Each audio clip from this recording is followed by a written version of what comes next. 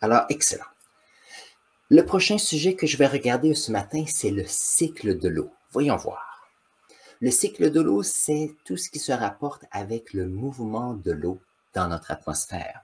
Donc, j'aime bien ces petites leçons et ces idées. Ça me permet de pouvoir, j'ai perdu un marqueur, ça me permet de pouvoir revoir certains concepts et ce sont tous des concepts intéressants que je trouve aussi.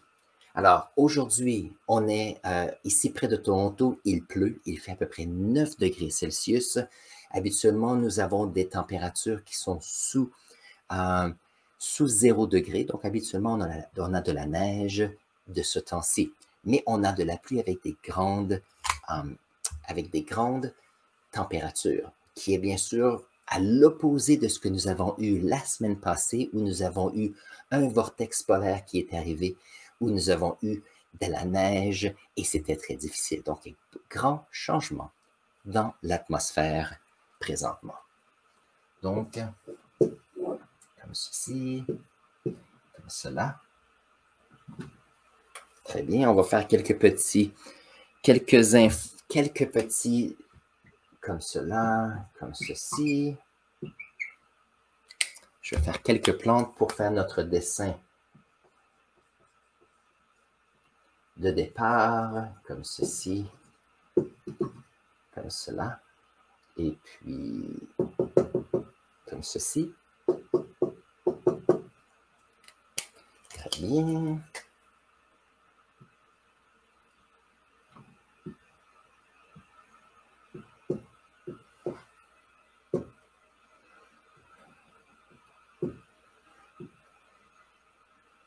Comme ceci. Très bien. Je pense que c'est fantastique comme ceci. Alors, voyons voir.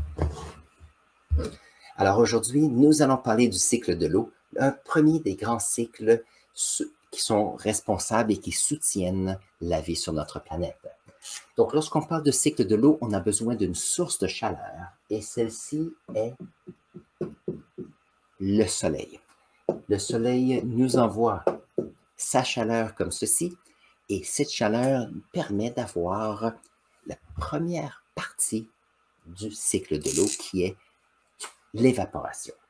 Donc, comme ceci, évaporation.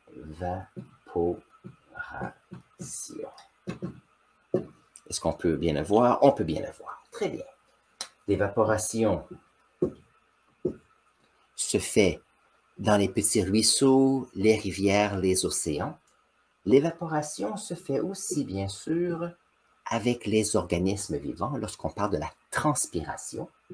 Donc, transpiration. Ça ici, c'est beaucoup plus spécifique lorsqu'on regarde les grandes jungles, que ce soit les grandes jungles de l'Afrique ou de l'Amérique centrale ou l'Amérique du Sud, et même au sud de l'Asie, où nous avons des grandes températures, il y a donc beaucoup d'humidité qui va dans l'atmosphère, et c'est pour ça qu'on a des forêts fantastiques. Maintenant, chose intéressante lorsqu'on parle d'évaporation, éventuellement, plus on monte vers le haut, plus on se retrouve avec de la neige et de la glace, ici. Et qu'est-ce qui arrive lorsque c'est plus froid? Nous avons la condensation. Donc, nous avons ici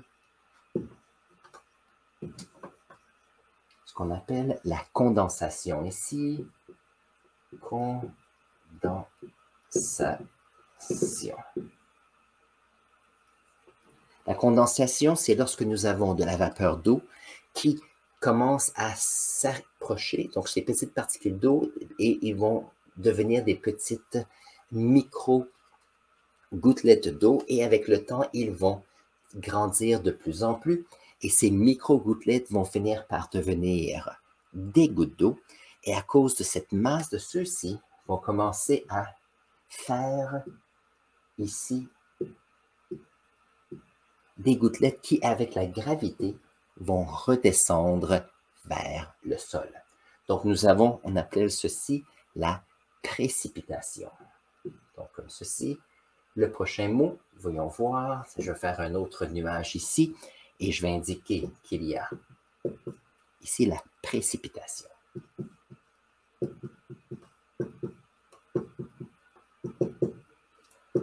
Donc, la précipitation, c'est important parce qu'on ne peut pas avoir tout l'eau qui se retrouve dans le ciel ou dans les nuages, dans l'atmosphère, parce qu'on se retrouve avec une trop grande quantité.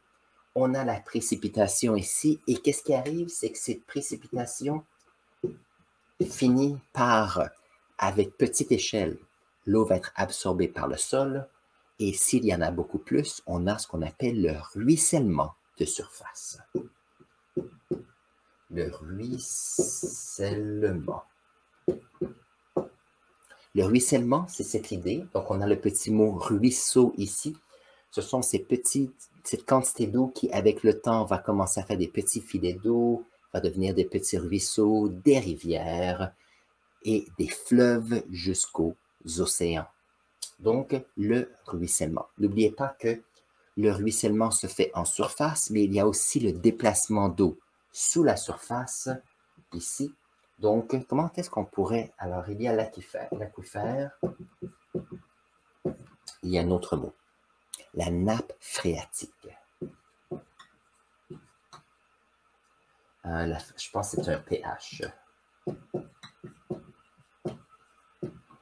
Et qu'est-ce que c'est la nappe phréatique? C'est que sous le sol, nous avons l'eau qui a percolé de surface et avec le temps, avec les années, les décennies, va bouger tranquillement et finir par descendre jusque dans les océans. Et ça, c'est important parce que, bien sûr, nous avons les humains. Et les humains, pour pouvoir vivre, quelquefois, nous allons faire des petits puits. Donc, voyons voir si je peux faire ça comme ceci. Comme ceci. Voilà. Mon dessin n'est pas le meilleur. Voilà.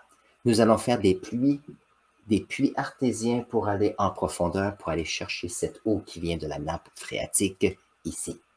Et bien sûr, c'est un grand cycle comme cela. Je vais ajouter quelque chose d'intéressant. On va se dire, pourquoi est-ce que les océans sont salés? Et ça, c'est une excellente question. Si nous avons l'eau qui s'évapore, on se retrouve avec une évaporation de molécules d'eau. Ça veut dire que si nous avons, par exemple, de l'eau qui contient de l'argile, de l'eau qui contient, par exemple, je ne sais pas, quelqu'un prend un café le matin et laisse une tasse et une soucoupe sur la table un certain temps, l'eau s'évapore et on se retrouve avec un peu de café dans le fond de la tasse. On peut se retrouver avec un petit peu de lait séché, du jus séché. Ça veut dire que l'eau a quitté, mais ce qui était dans l'eau est resté là. Donc, avec le temps, on a l'évaporation de l'eau, des molécules d'eau qui se précipitent ici. Mais vous savez comme moi que lorsqu'on regarde l'eau d'une rivière, l'eau d'un fleuve, même l'eau des océans, ce n'est pas une eau qui est pure de l'eau distillée. Donc, qu'est-ce qui arrive? C'est que l'eau, lorsqu'elle précipite, va ici se promener en surface et même percoler dans la nappe phréatique et va ramasser certains nutriments, certains sels, certains ions, des minéraux et vont les amener dans les océans. Donc, avec les millions d'années, qu'est-ce qui arrive? C'est qu'on a une grande quantité de ces minéraux et de ces nutriments qui vont dans les océans et il y a évaporation. Donc, l'eau continuellement emmène des nutriments dans les océans, évapore, et donc avec les millions d'années, les milliards d'années, on se retrouve avec une augmentation de la quantité de sel ou d'autres composés chimiques qui peuvent être dissous dans l'eau. Bien sûr, dans le fond des océans, il peut y avoir des sédiments, ce qui est plus grand, mais ce qui peut être dissous se retrouve dans l'eau et c'est pour ça qu'on se retrouve avec de l'eau salée. Et ça, c'est toujours excitant, mais on n'a pas une échelle de quelques années, on a des échelles à des milliards d'années. Et ça, c'est à considérer. Alors, je suis fier de toi pour le travail que tu fais jusqu'à maintenant. Nous travaillons sur le livre Carrefour des sciences 9. Donc, on prend une petite pause et on continue cette section dans le prochain vidéo. Et je mets celui-ci ici pour toi.